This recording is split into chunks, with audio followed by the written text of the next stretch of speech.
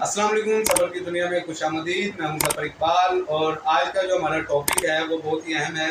Diarrhoea. Diarrhoea क्या होता है, इसकी क्या वजूहत हो सकती हैं और इसके इलाज क्या है, इस हवाले से हम डॉक्टर जमशेद अंजम चौधरी साहब से जानेंगे कि इसकी क्या क्या इलामात हैं, इसकी वजूहत क्या है।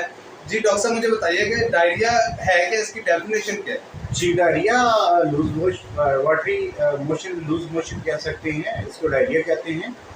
ऑलमोस्ट ये बैक्टीरियल इन्फेक्शन होती है जिसमें वाइब्रोकोमा बैक्टीरिया, इकोलाई बिसिलाई, ये बैक्टीरिया होते हैं जो ऑलमोस्ट ये जो आप लोग बाज़ारों से चीज़ें खाते हैं या ऐसी वैसे गंदी कोई भी फास्ट फूड से भी हो सकता है, इसमें भी दही भल्ले वगैरह, या मतलब ये कह सकते हैं कि बाज़ार की चीज़ें जो हैं वो आप लेते हैं तो उससे डायरिया और उसमें 100% होने के चांसेस होते हैं। अच्छा डॉक्टर साहब, मुझे फिर बताइएगा कि ये डायरिया जो होता है ये किन अफराद में ज़्यादा पाया जाता है। डायरिया मैं समझता हूँ बच्चों में ज़्यादा होता है, क्योंकि जो छोटे बच्चे होते हैं ये जब ये टीचिंग स्टेज होती है तो उस वक्त उनके टीथ पे उलझन होती है और उनमें उंगलियाँ लेते हैं। सही। ठीक है जी।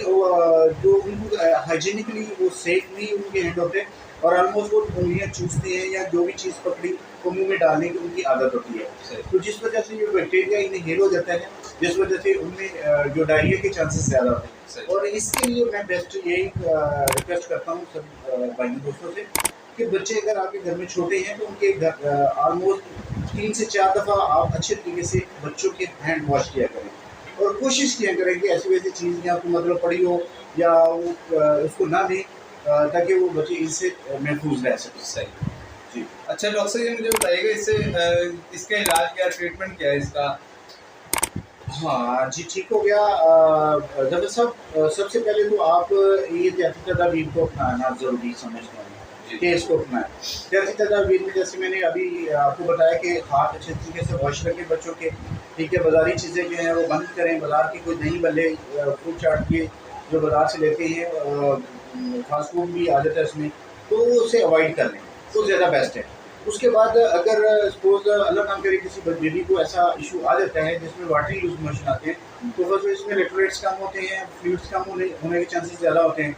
तो पूरी तौर पे ऐसे बच्चे को आप हॉस्पिटल में शिफ्ट करें और उसका पूरा एंटीबायोटिक्स वगैरह जो भी है वो जो डॉक्टर है वो ऑटोमेटिकली उसका ट्रीटमेंट उसको फॉलो कर देगा।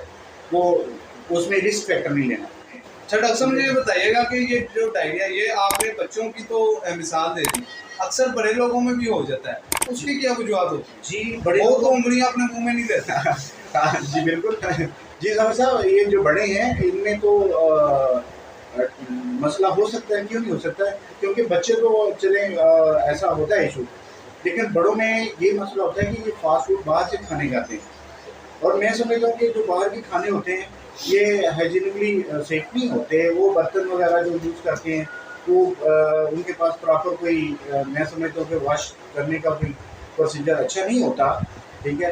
और समटाइम तो ये होता है कि खाना जो है उनके पास जो बचा होता है, ठीक है, उसको ही फ्रीज कर देते हैं, उसको नेक्स्ट डे अगर आपके पास कोई नया क्लाइंट आ गया उसको ही उन्होंने जो फ्राई करके गर्म करके वो पेश कर देना है। तो ये इसमें भी जो पूरी बैक्टीरिया वगैरह इसमें जर्म्स वगैरह आ जाते हैं और इसकी वजह से गैस्ट्रो इन्फेक्शन ज़्यादा होना शुरू हो जाती है।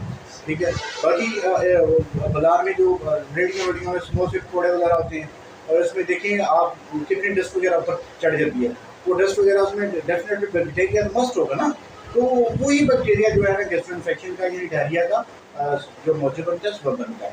तो सो प्लीज़ मैं यही कहूँगा कि घर का अच्छा खाना खाएँ, ठीक है, अच्छे तरीके से हाथ वॉश करके खाएँ, अच्छे तरीके से बना हुआ खाना, घर का पका हुआ खाना खाएँ, तो इंशाल्लाह बेहतर रहेंगे, सेहत तंदुरुस्त रहेंगे। बहुत शुक्रिया डॉक्टर साहब। अगर आपको हमारी ये वीडियो अच्छी लगी हो तो हमारे इस चैनल सफ़र की दुनिया को सब्सक्राइब लाजमी कर दीजिएगा और बेल आइकन प्रेस कर दीजिएगा। इससे ये होगा कि हमारी जो भी नई आने वाली वीडियोज़ होंगी वो आप तक बआसानी पहुँच जाएंगी। अल्लाह ताला आपका आमीन नासर हो। अस्सलाम वालेकुम।